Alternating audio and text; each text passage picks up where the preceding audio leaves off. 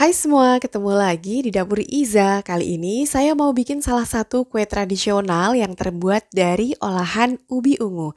Ini adalah kue talam ubi ungu. Mau tahu bagaimana cara bikinnya?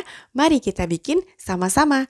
Langkah pertama, kita kukus dulu 600 gram ubi ungu yang sudah dikupas, dipotong-potong, lalu dicuci.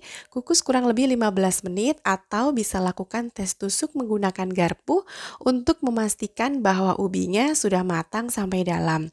Jika sudah matang sampai dalam, langsung saja kita angkat dari kukusannya. Nah, selagi masih panas-panas, langsung saja kita haluskan ubi ungunya. Di sini saya menghaluskannya menggunakan chopper. Jika teman-teman tidak ada chopper, boleh dihaluskan dengan cara apapun. Karena ini chopper saya kapasitasnya agak kecil, jadi saya akan chopper secara bertahap. Nah, apabila chopper teman-teman itu besar, bisa langsung ditambahkan dengan sebagian santan dan juga gulanya. Nah, ini akan saya tambahkan santan, lalu saya chopper dulu sebentar supaya nanti ada space untuk gulanya masuk. Nah, jika teman-teman tidak ada chopper, bisa dihaluskan misalnya menggunakan ulekan ya, atau menggunakan garpu, tetapi pastikan bahwa benar-benar sampai halus. Nah, ini saya masukkan gulanya, kemudian saya chopper lagi. Saya tambahkan sedikit santan supaya lebih mudah melumatkannya ya. Nah, kita chopper dulu. Nah, jika teman-teman melumatkannya secara manual, tidak menggunakan chopper, tapi pastikan bahwa nanti hasil akhir dari ubinya ini benar-benar lumat seperti ini ya.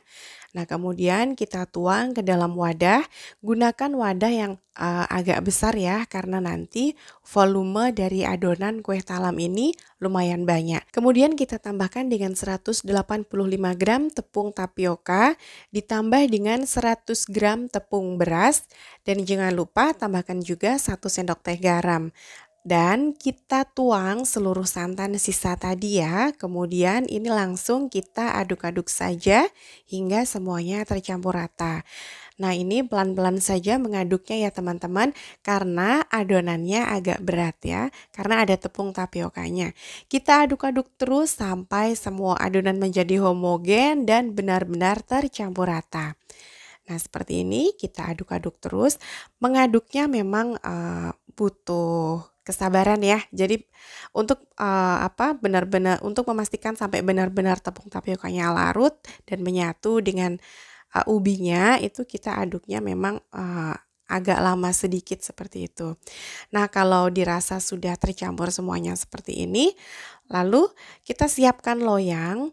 Nah, loyangnya boleh menggunakan loyang apa saja ya teman-teman, asalkan dikira-kira itu bisa cukup untuk volume dari adonan kue talamnya. Loyangnya jangan lupa diolesi dengan minyak goreng sampai merata. Di sini saya gunakan loyang tulban seperti ini. Ini diameter 22 cm, tapi nanti jadi dua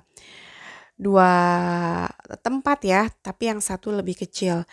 Nah, ini kita olesi semuanya. Jika sudah diolesi dengan minyak, langsung saja kita tuang adonannya. Dan teman-teman, pastikan kukusannya sudah panas. Ketika kukusan sudah panas, langsung saja kita akan kukus. Nah, ini kita akan kukus dulu selama 25 menit menggunakan api sedang saja.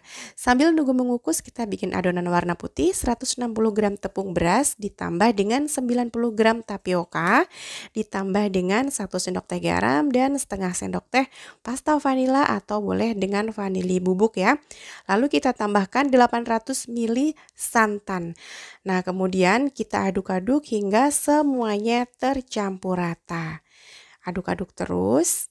Untuk yang adonan lapisan putih ini memang sengaja tidak diberi tambahan gula ya teman-teman, supaya menghasilkan rasa gurih alami dari santannya. Ketika sudah 25 menit mengukus, lalu kita buka kukusannya. Nah, biasanya di permukaannya ini akan ada genangan-genangan air teman-teman. Nah, lebih baik genangan-genangan air ini kita ambil dulu menggunakan tisu seperti ini. Biar terserap oleh tisunya seperti ini ya.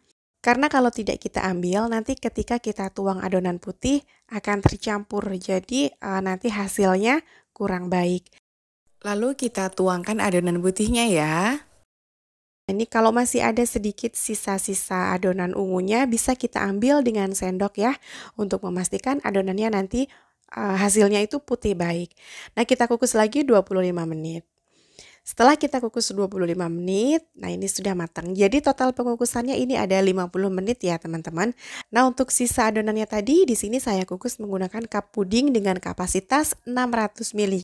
Kita kukus 15 menit saja, lalu kita angkat tutup kukusannya, kita tuangkan adonan putihnya, lanjut kita kukus selama 25 menit supaya hasilnya lebih tanak. Nah, setelah 25 menit, ini hasilnya sudah matang semuanya. Tunggu sampai benar-benar dingin ya teman-teman, baru kita akan bisa keluarkan dari loyangnya. Kalau masih agak hangat, khawatirnya nanti kurang set ya, yang bagian putihnya terutama. Karena bagian putihnya kan lebih lembek seperti itu. Nah, apabila sudah benar-benar set, kita bisa keluarkan dari loyangnya. Dan ini hasilnya teman-teman, mulus banget kan permukaan dari kue talamnya.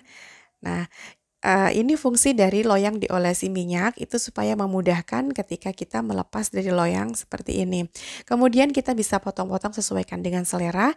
Jangan lupa pisaunya kita alasi dengan plastik seperti ini. Tapi jika teman-teman menggunakan pisau plastik, tidak perlu dibungkus dengan plastik lagi ya teman-teman. Karena kalau tidak dibungkus dengan plastik, jika kita menggunakan pisau biasa atau pisau roti seperti ini, rawan banget nanti bisa lengket. Nah, ini kita potong-potong saja sesuaikan dengan selera. Dan ini hasilnya seperti ini teman-teman. Nih hasilnya seperti ini. Ini enak banget rasanya ya. Kenyal-kenyal, manis, gurih. Dan ada sentuhan dari rasa original ubi ungunya. Itu jadi enak banget rasanya. Ini bisa banget ya dijadikan sebagai ide suguhan seperti acara kumpul keluarga atau acara arisan, atau bisa kita jadikan sebagai isian snack box atau sebagai ide jualan. Nah, kemudian ini yang cup satunya yang saya kukus menggunakan cup puding, hasilnya cantik sekali teman-teman. Nih, seperti ini ya, lihat hasilnya. Dan tara, cantik banget kan? Terbantu dengan motif-motif dari cetakan pudingnya ini jadi cantik banget. Teksturnya ya apabila kita makan menggunakan sendok seperti ini teman-teman. Ini benar-benar lembut banget teman-teman. Lembut, kenyal tetapi tidak terlalu kenyal ya. Dan ini enak banget. Nah, apabila teman-teman mau dijual, ini bisa banget dibungkusin menggunakan plastik OPP ya teman-teman supaya tidak lengket. Bagaimana? Tertarik untuk mencobanya? Oke, sekian dulu masa kali ini ya. Terima kasih sudah menonton dan semoga bermanfaat. See you, bye-bye.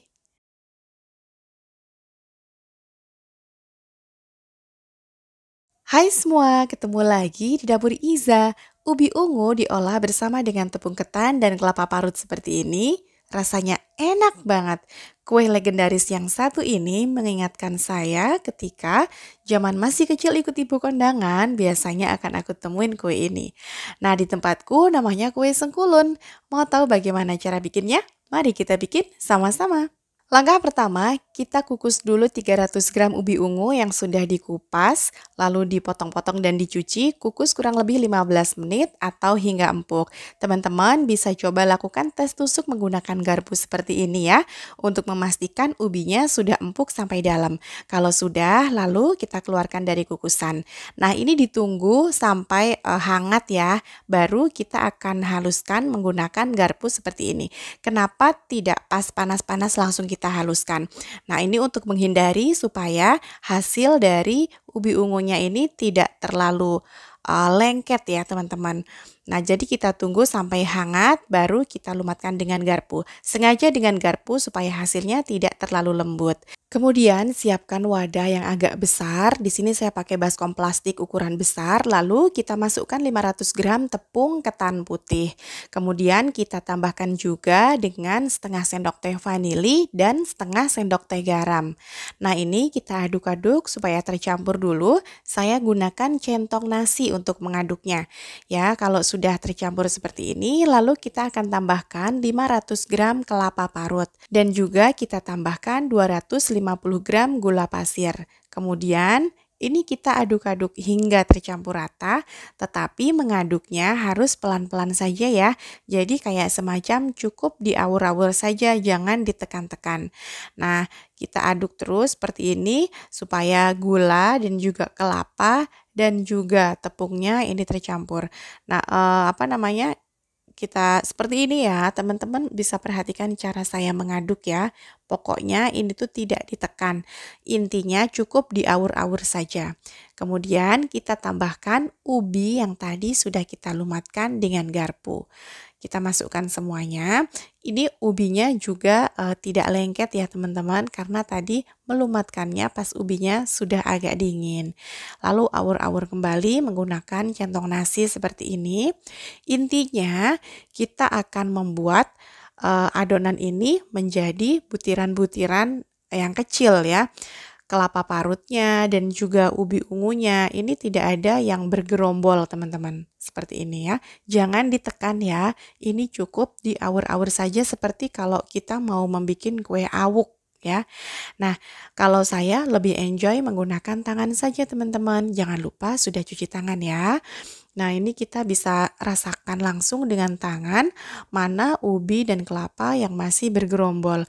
Kelapa kan kalau kita tambahkan gula, itu kan rawan banget bergerombol, teman-teman. Nah, itu harus kita pisahkan. Nah, seperti ini ya. Terus kita awur-awur terus sampai ubinya ini tidak ada yang bergerombol ya. Nah, sampai warnanya lumayan merata jadi ungu seperti ini, teman-teman. Ini memang membutuhkan waktu yang agak lama ya, jadi butuh kesabaran. Pokoknya kita harus telaten kalau bebikinan itu teman-teman. Selain telaten, kita juga harus dengan perasaan yang bahagia. Jadi nanti biar kuenya jadi bagus dan enak. Nah kalau sudah, ini sudah cukup tercampur ya, lalu siapkan loyang. Di sini saya gunakan loyang bolu ya. Ini ukuran 24 cm diameternya. Olesi dengan minyak goreng secara merata. Teman-teman bebas mau gunakan loyang jenis apa aja. Yang penting mencukupi untuk adonan ini. Nah, ini olesi minyak semuanya, lalu kita tuangkan ke dalamnya. Nah, menuangkannya tidak perlu ditekan-tekan ya. Kita cukup awur-awur lalu kita tuangkan saja. Lakukan terus seperti ini. Nah, ini adonannya lumayan banyak ya, teman-teman. Nah, ini sebelum dimasukkan ke dalam loyang, teman-teman awur-awur dulu tuh bisa perhatikan centong nasi saya ketika masih dalam baskom coklat ya. Itu saya awur-awur dulu. Nah, untuk memastikan bahwa benar-benar tidak ada adonan yang masih bergerombol. Masukkan hingga penuh dan ini saya gunakan loyang 24 masih ada sisa.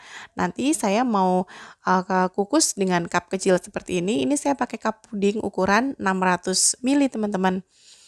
Nah, seperti ini kita masukkan semuanya. Ketika kukusannya sudah mendidih airnya, lalu kita masukkan ke dalam kukusan. Kita kukus kurang lebih agak lama teman-teman. Saya kukus ini kalau tidak salah 1 jam ya, sampai benar-benar hasilnya tanak sampai dalam gitu. Nah, kalau sudah 1 jam pengukusan, seperti ini nih hasilnya. Lalu keluarkan dari kukusannya, lanjut kita akan ngukus adonan yang kecil ini. Karena ini adonannya sedikit, yang ini cukup saya kukus setengah jam aja. Nah, hasilnya memang agak turun seperti ini teman-teman. Gak apa-apa, tanda sengkulun yang baik memang begini. Karena tadi kan kita tidak ditekan-tekan, jadi ketika dia matang, otomatis akan turun. Nah, seperti ini ya. Ini mengeluarkan dari loyangnya, tunggu ketika sudah agak hangat ya, jangan pas panas banget. Nah, hasilnya seperti ini. Nanti dipotongnya nunggu kalau sudah hangat-hangat kuku gitu, teman-teman. Karena kalau masih panas, tekstur kue ini lengket banget. Nah, untuk memotongnya gunakan scraper atau pisau yang terbuat dari plastik, atau kalau mau gunakan pisau biasa jangan lupa dialasi dengan plastik ya, karena ini kan tepung ketan jadi lengket nanti. Nah, hasilnya seperti ini teman-teman. Nih, cantik kan? Kombinasi dari kelapa dan ubi ungunya ini kayak memberikan kesan yang cantik banget. Ini rasanya juga enak, mateng sampai dalam, tanak sampai dalam ya. Ini sampai dingin pun saya bikin pagi sampai sore itu tidak bantat. dia masih akan lembut. Untuk mengemasnya saya pakai plastik OPP seperti ini supaya tidak lengket ya. Ketika mau makan tinggal makan aja kayak gitu. Ini cocok banget untuk segala suguhan. Untuk suguhan segala acara dan untuk isian snack box atau untuk ide jualan juga sangat bisa. Gimana teman-teman, tertarik untuk membuatnya? Terima kasih yang sudah menonton video ini. Semoga bermanfaat. Sampai ketemu di video berikutnya. See you, bye-bye.